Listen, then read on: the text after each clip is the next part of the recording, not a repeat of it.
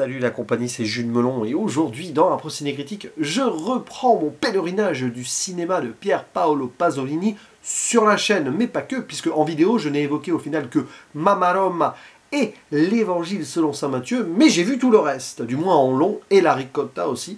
J'en arrive à cette année charnière qu'est 1968, sur une œuvre assez scandaleuse pour pas mal de personnes à l'époque, comme souvent d'ailleurs dans le cinéma du metteur en scène italien. Et il va être question donc de Théorème ou Teorema en version donc originale, avec au casting, dans le rôle principal, même s'il n'est pas là tout le long du film, et pour cause, nous avons un Américain, un certain Terence Stamp, qu'on retrouvera dans d'autres œuvres par la suite évidemment. Et il vient donc rendre visite de façon particulièrement mystérieuse une famille de bourgeois milanais qui sont interprétés par Silvana Mangano pour la mère, Massimo Girotti pour le père, Anne Wijański et Andrés José Cruz Sublet pour les enfants. N'oublions pas Laura Betti dans le rôle de la servante, personnage très important. Citons aussi la présence de Ninetto Davoli, le compagnon de Pasolini à l'époque, qui lui aussi, même s'il n'apparaît qu'à 2 reprises et très rapidement, on va dire, a quelque chose de marquant dans son apparition. Et alors il s'agit d'un film au pitch assez particulier sur le papier qui appelle à la curiosité. Donc on va suivre cette famille qui vit dans ses apparences, quoi, des bourgeois italiens. Et un beau jour arrive quelqu'un dont on ne sait rien, même pas le nom, qui va séjourner quelques jours donc en tant que visiteur, et sa présence au sein de cette demeure va perturber tout le monde, les 4 membres de la famille, mais aussi la servante qui va être la première à succomber. Tant et si bien qu'on se demande si ce visiteur n'est pas une sorte d'envoyé de Dieu, ou Dieu lui-même, ou le diable. Vous pouvez avoir toutes les interprétations que vous voulez. D'ailleurs, Pasolini lui-même n'a jamais vraiment élucidé la chose, du moins il me semble. Et alors, il va se passer pas mal de trucs. Il y a vite fait l'avant, il y a le pendant de sa présence, et surtout l'après, puisqu'il va disparaître, voilà. Mais il va laisser une trace indélébile dans le subconscient ou dans le quotidien de ces 5 personnes donc, qui jusqu'ici vivaient de façon bien rangée. Et oui, c'est assez sulfureux car, évidemment, pendant qu'il est là, ce visiteur, il les perturbe, mais aussi de façon assez sexuelle. Alors, rien n'est montré de façon frontale, bien évidemment, mais dans l'intention, on peut imaginer qu'en 1968, ça en a gêné plus d'un.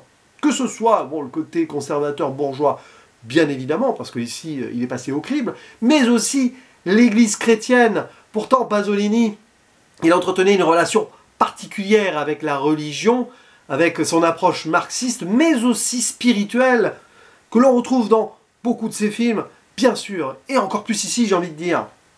Et c'est une œuvre qui est assez prodigieuse. Évidemment, je n'en ai probablement pas tiré ne serait-ce que le 10e de la quintessence après un seul visionnage. J'ai laissé passer quelques heures quand même avant de faire cette vidéo. Ce qui est certain, c'est que déjà sur le plan de la forme, c'est parfaitement en adéquation avec ce mystère et ce changement d'état d'esprit ou pas, cette évolution possible ou non de ces personnages. Rien n'est frontalement expliqué et ça j'aime beaucoup, puisqu'il faut laisser le spectateur s'imprégner de cette bizarrerie absolue.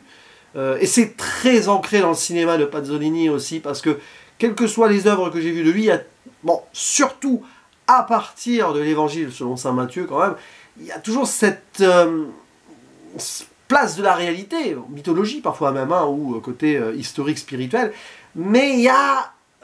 il s'intéresse aux hommes, aux humains, mais il y a toujours une dimension autre qui fait entrer presque, le métaphysique. Là, on est en plein dedans, c'est-à-dire que vous avez un personnage qui vient, donc on ne sait où, on sent qu'il est au-delà de la réalité et de l'humanité, d'une certaine façon, mais il est bougrement humain aussi, et par sa présence, il va remettre cette famille de bourgeois qui vit dans ses illusions, les remettre sur terre, quoi. Et ça va les perturber de façon absolue. une forme de tentative de libération peut-être pour eux qui est offerte par cette présence. C'est pour ça qu'ils s'en va, ils les laissent, on va dire, face à leur destin. Et évidemment, certains vont plus ou moins s'en sortir derrière. Je ne rentre pas tout à fait dans les détails, mais il y en a une qui reste catatonique, on sent que c'est un peu fichu. Le fils qui fait de l'art, on voit que finalement c'est très vain par rapport à son approche. La mère, elle, peut-être a une certaine réussite, j'en dis pas plus, qui est très proche d'ailleurs du quotidien de Pasolini de l'époque, Libération sexuelle, là, qui est en plein ancrage de cette année 68-là, et le père qui va pousser un cri, j'en dis pas plus, mais qui va aussi peut-être entamer cette traversée du désert. Par contre, le personnage le plus important là-dedans, et c'est probablement celui qui est le plus pasolinien de façon sociale, c'est celui de la servante, qui est la première donc à avoir cette fascination pour le jeune homme, et qui va derrière réussir à s'élever autrement, elle qui, dans cette famille, cette demeure, est la seule donc d'une classe sociale basse, hein, elle vient d'une famille paysanne, et ce contact-là avec une forme de divin mystérieux va la transformer en sorte de personnage saint qui va faire des miracles. Et ici, Pasolini, le message qu'il envoie est clair, c'est que seuls les plus pauvres, et là on en revient à Catone et au Mamarum, pourraient avoir, potentiellement, ont la vérité de l'humain, et pourraient finalement aspirer à plus grand et à des belles choses, même si ça reste toujours ambigu sur la fatalité ou l'optimisme. J'en dis pas plus, mais bon. Côté martyr aussi, c'est très intéressant ça. La condition de l'homme, enfin de l'humain au sens large, chez Pasolini, est assez marquée. C'est pas forcément toujours positif, mais il essaye, avec son cinéma, de libérer une forme de peuple, hein, avec son côté marxiste, de cette emprise de plus en plus forte de cette bourgeoisie italienne post-Seconde Guerre mondiale, etc., etc. Là, on est en plein dedans, tout en gardant une connexion avec une potentielle spiritualité. C'est ça, le magnifique paradoxe du cinéma de Pasolini, c'est qu'il est donc très proche du peuple, communiste, marxiste, voilà, mais il a aussi une croyance. Il fait le lien au divin. Et ce film, il est clairement dans cette optique-là assez double. Et donc il dépose ici son théorème sur l'humanité peut-être, et il essaye de démontrer que une intervention au-delà donc de l'humanité, mais qui rapproche encore plus à l'humain, au final, c'est comme Jésus dans l'Évangile selon saint Matthieu, qui était Dieu mais aussi l'homme, et chez homo, hein, j'en avais parlé dans la vidéo. Ben là, voilà, cette double présence, cette présence double, à la fois homme simple, mais qui semble au-dessus de tout, doit potentiellement libérer les gens de cette bourgeoisie ou pas. Fatalité de ces gens qui sont dans cette illusion perpétuelle, forcément, il y en a qui s'en sortent moins que d'autres. Finalement, ceux qui s'en sortent mieux, c'est les parents, c'est les enfants qui... c'est trop tard pour eux, peut-être, alors que les parents avaient vécu autre chose avant. Peut-être qu'il y a ce message-là. Et voilà, il y a ce personnage extraordinaire aussi, interprété par Ninetto Davoli, vraiment la muse, et donc le compagnon à l'époque de Pasolini, qui arrive en messager, le facteur, en battant des ailes comme ça. Alors, oui, on peut voir en lui l'ange qui annonce l'arrivée du divin, mais ça renvoie aussi au film des oiseaux, des petits et gros, je crois que c'est ça le titre, où il y avait aussi ces histoires d'oiseaux, donc oui, forcément dans le titre, mais pas que. On a l'impression que ce personnage est issu du film, qui est sorti 2 ans avant. Ça en est presque marquant. Et puis, oui, là aussi le côté marquant de filmer le visage. À chaque fois que je vois Ninetto Davoli dans un film de Pasolini, on voit qu'il aime le visage de cet acteur, de ce jeune homme. Et la façon de Pasolini de filmer les visages, souvent comme ça, d'un seul coup. Hop. Et les décors aussi, parce que là, il y a des trucs extraordinaires. Hein. On voit la traversée du désert, un désert très italien, parce que c'est, je crois, sur la vallée de l'Etna, ou sur les pentes du volcan même, hein, presque. Et oui, il y a des moments où tu as l'impression qu'on va repartir dans ce qu'il a montré dans Oedipe Roi ou dans l'Évangile selon saint Matthieu, mais non. Puis il y a ce prologue, je finirai là-dessus, parce que j'ai compris un peu ça après le film.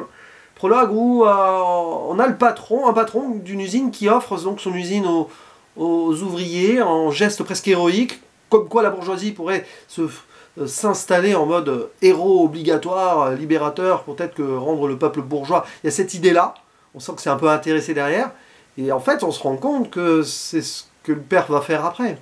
Je crois. Chronologiquement, c'est pas au bon ordre. Voilà, c'est souvent comme ça avec Pasolini, il glisse des petits trucs, et après il faut remettre les choses, on va dire, dans le bon endroit.